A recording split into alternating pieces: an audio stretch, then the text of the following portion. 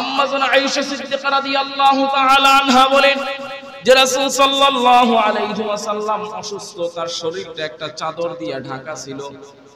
আমি বারবার খেয়াল করতে পেলাম নবীজি যেন হাতটা একটু নাড়াচাড়া করতেছে, পাওটা এরকম গুছায় আবার পাওটা মেলে ফেলতেছে।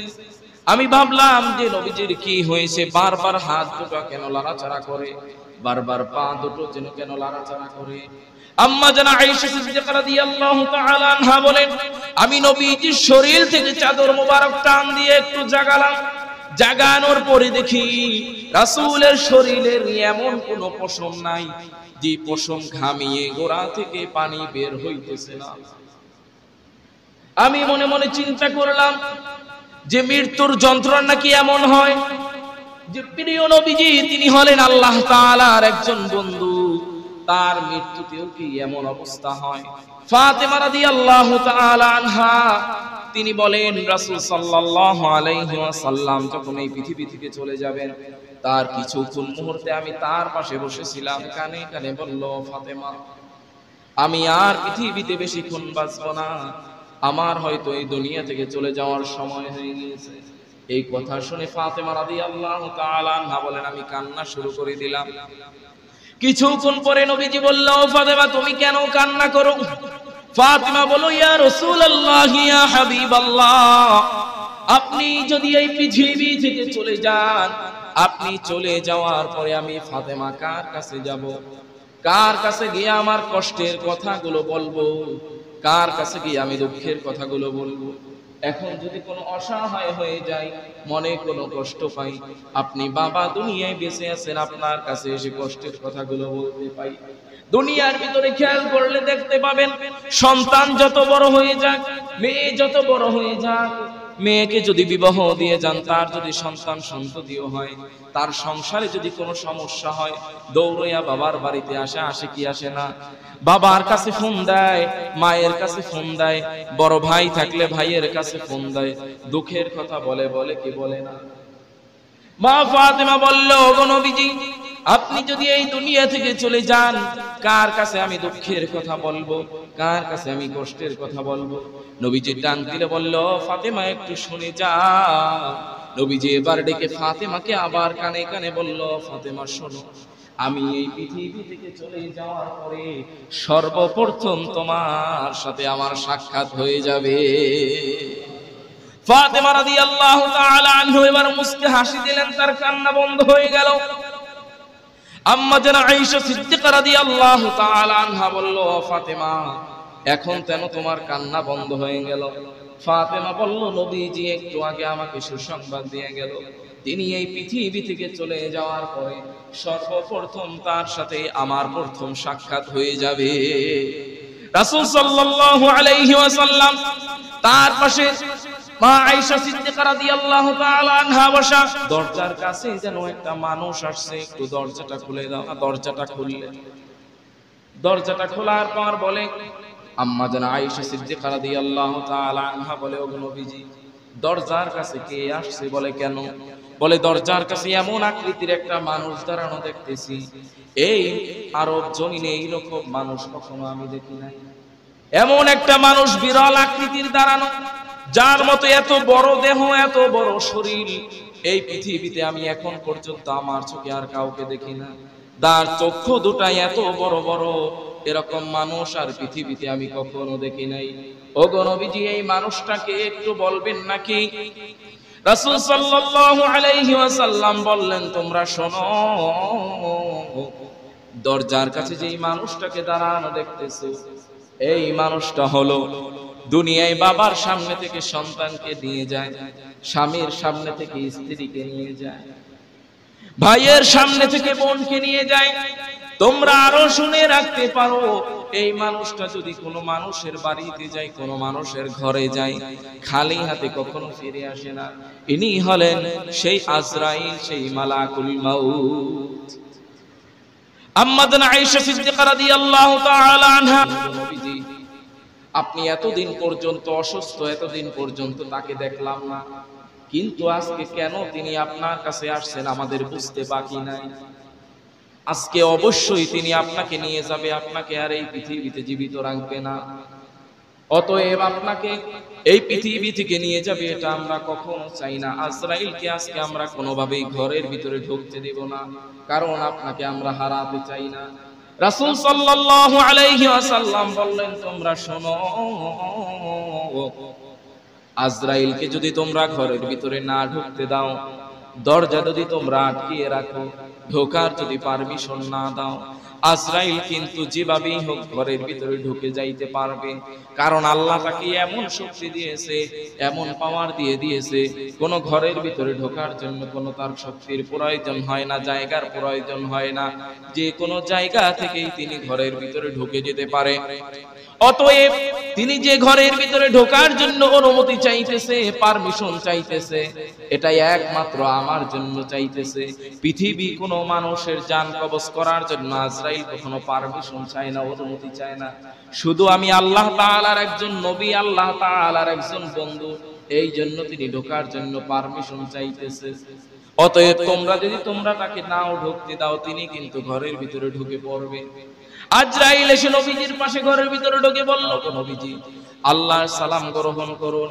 আমি আজরাইলের সালাম গ্রহণ করুন। ও গো নবীজি, আল্লাহ আমাকে আপনার কাছে পাঠিয়েছে আপনাকে নিয়ে যাওয়ার জন্য। আপনি যদি আমাকে অনুমতি দেন তাহলে আপনাকে আমি নিয়ে যাব। আর যদি বলেন আপনি যাবেন না, এই পৃথিবীর বুকে থাকবেন, তাহলে আপনার হায়াত বাড়িয়ে দেয়া হবে, আপনি এই পৃথিবীর বুকে থেকে যাবেন। রাসূল সাল্লাল্লাহু আলাইহি ওয়াসাল্লাম বলল, ভাই আজরাইল, তোমাকে আমি পারমিশন দিব, অনুমতি দিব, কিন্তু একটা শর্ত আছে। বলে কি? বলে জিবরাইল কোথায়? বলে কেন? বলে জিবরাইলের সাথে আমার কিছু কথা আছে, জিবরাইলের সাথে কথা শেষ না করা পর্যন্ত তোমাকে আমি কোনোভাবে অনুমতি দিতে পারবো না, পারমিশন দিতে পারবো না। বর্ণনায় আসে আজরাইল বলল, গো নবীজি, জিবরাইল তো প্রথম আসমানে আছে। নবীজি বলল, জিবরাইলকে খবর দাও, জিবরাইলকে ডাকো। জিবরাইল ফেরেশতাকে যখন ডাকা হলো, ডাকার পরে জিবরাইল এসে নবীকে বলল, ইয়া রাসূলুল্লাহ, ইয়া হাবিবাল্লাহ, আমি জিবরাইলের সালাম গ্রহণ করুন। নবীজি জিবরাইলের চোখের দিক তাকিয়ে দেখলেন জিবরাইল দুই চোখের পানি ফেলে কাঁদতেছে, দুই চোখ থেকে পানি পড়তেছে। নবীজি জিজ্ঞাসা করলো, ভাই জিবরাইল, তুমি তো আল্লাহ তাআলার একজন ফেরেশতা, কিন্তু তোমার চোখ থেকে কেন পানি পড়ে, তুমি কেন কান্না করতেছো, একটু বলো।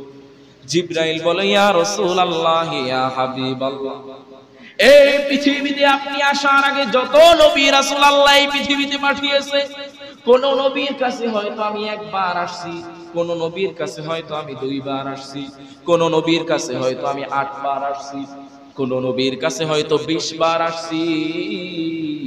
কিন্তু ওগো নবীজি শোনেন, এই পৃথিবীর বুকে আপনি আসার পরে আমি জিবরাইল 1 বার নয়, 2 বার নয়, 10 বার নয়, 20 বার নয়, 24,000 বার আল্লাহ রাব্বুল আলামিন আপনার কাছে আমাকে পাঠিয়েছে।